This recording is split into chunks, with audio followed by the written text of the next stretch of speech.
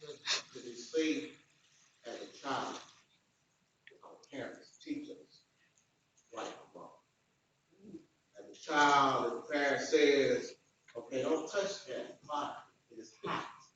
It will burn you. But yet, we will try until we get burned. Mm-hmm. And we know from that point on not to go mess with fire. Mm-hmm.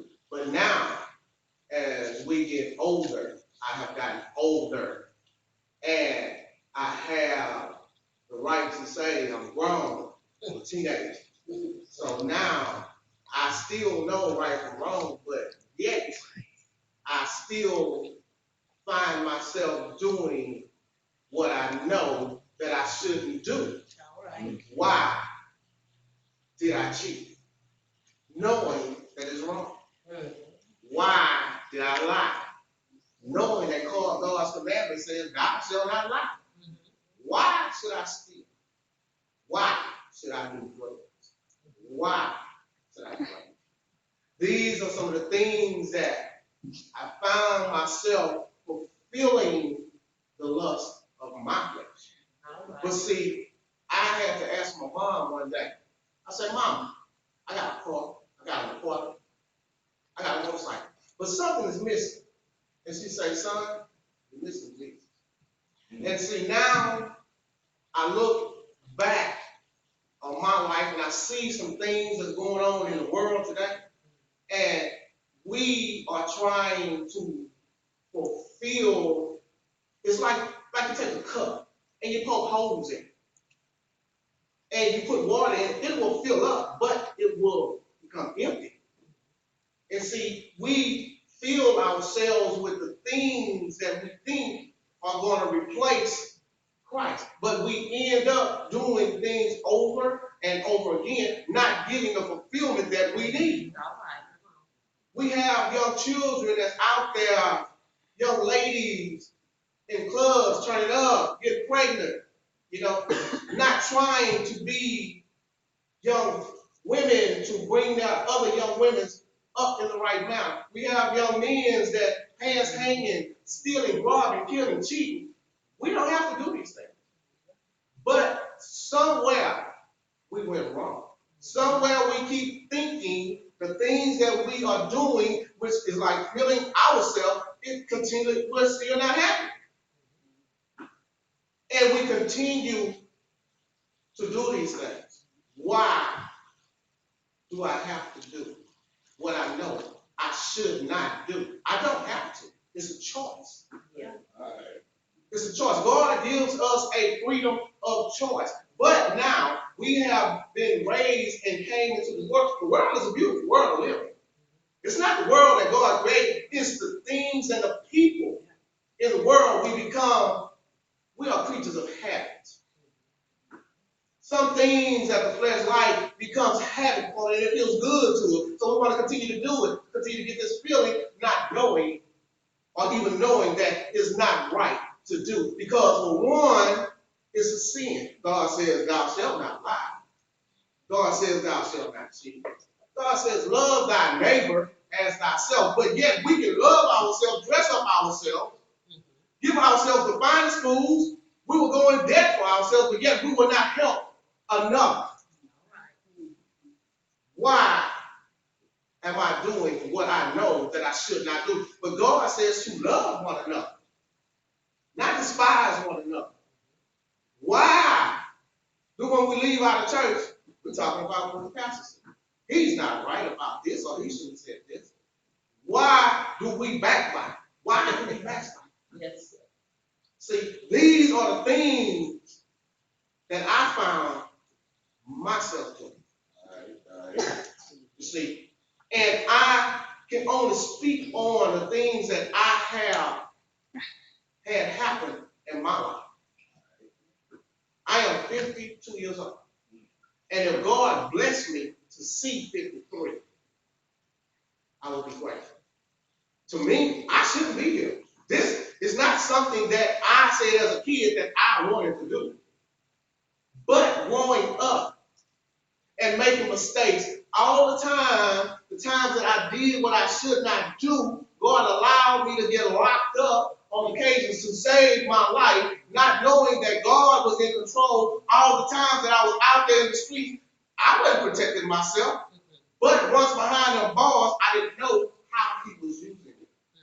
Each time behind the bars, I would find myself picking up the Bible and reading it and learning, and God gives me a gift. He gave me a gift that I didn't know I had. I thought my gift was getting high, being in the streets, dancing in the club, doing all this here. But I was still doing what I knew was wrong.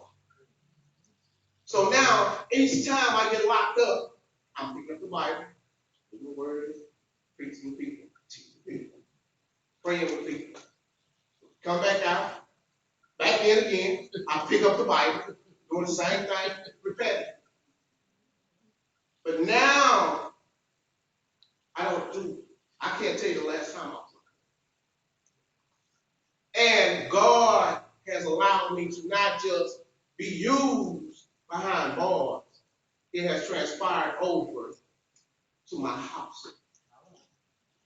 The same thing that I was doing behind bars, now I do in my house. Right? I speak the word of God. There are some days that we don't make it to church, but we have church at my house. Now, God has allowed me to go one step further. This is the first time in my life that I stood in front of a church instead of sitting in church and speaking for God. And I thank God for that. So now I'm doing what I know that I should do. And my life has taken a turn for the better. I do not straddle the fence anymore. I have both feet firmly planted on the right side. You know, I prayed to God because I didn't want to come and do this. But I love God, like I said, I used to sit around and talk, I love God this, I love that. How much do I love God? Do I love him enough to come and do what he says for me to do? Because he loved me enough to keep me when I was doing what I knew that I should not be doing. All the late nights in the streets, getting high, doing all this other stuff, he kept me.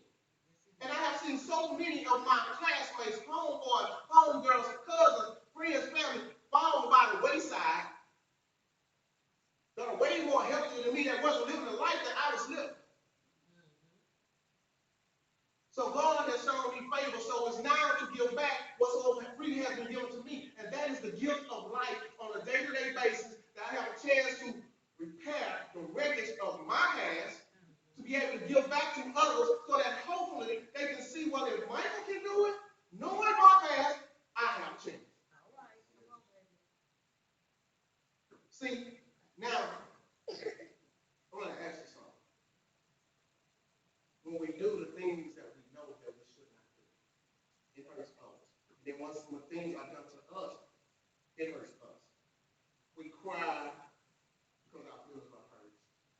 We cry because we lose a loved one. We cry because we can't meet the bills. We cry because my wife and my husband left me. We cry for a number of reasons. Let me ask you something. When was the last time or ever a time when we cried because we have sinned and hurt Jesus? All right, come on. We cry for everything that Jesus has created. We cry for the wrong reasons. We will sin and say, God, forgive me for my sins. But what's wrong with saying, God, I'm so sorry for hurting you first, before you even want to forgive me?